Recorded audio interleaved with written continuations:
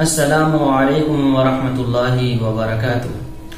محترم ناظرین کرام، امید ہے کہ آپ لوگ خیر و عافیت سے ہوں گے۔ سوال و جواب کی اس محفل میں آپ کا استقبال ہے۔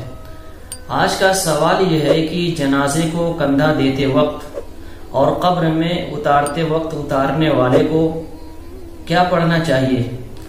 اسی طرح مٹی ڈالنے کے وقت کون سی دعا پڑھنی چاہیے؟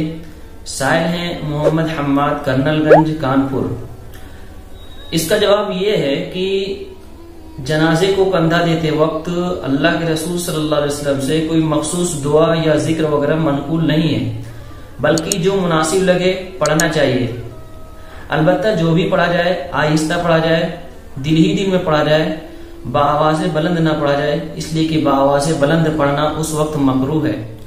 وَيُكْرَهُ رَفْعُ الصَّوْتِ بِالذِّكْرِ خَلْفَ جَنَازَةٍ وَيَذْكُرُ فِي نَفْسِهِ كما في الفتاوى البزازية على هامش الفتاوى الهندية وكما في البحر الرائق۔ دوسرا سوال یہ تھا کہ قبر میں میت اتارنے والے کو اتارتے وقت کیا پڑھنا چاہیے؟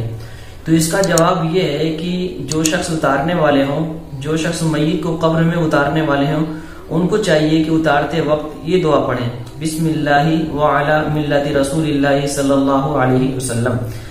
تیسرا سوال تھا کہ مٹی ڈالتے وقت کون سی دعا وغیرہ پڑھنی چاہیے؟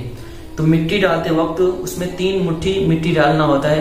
پہلی مٹھی مٹی ڈالتے وقت پڑھیں گے منہا خلقناکم، دوسری مرتبہ ڈالتے وقت پڑھیں گے وفیہا نعیدکم، اور تیسری مرتبہ مٹی ڈالتے وقت پڑھیں گے ومنہا نخرجکم تارۃ اخری۔ اللہ رب العزت ہمیں اسلامی شریعت کے مطابق عمل کی توفیق نصیب فرمائے۔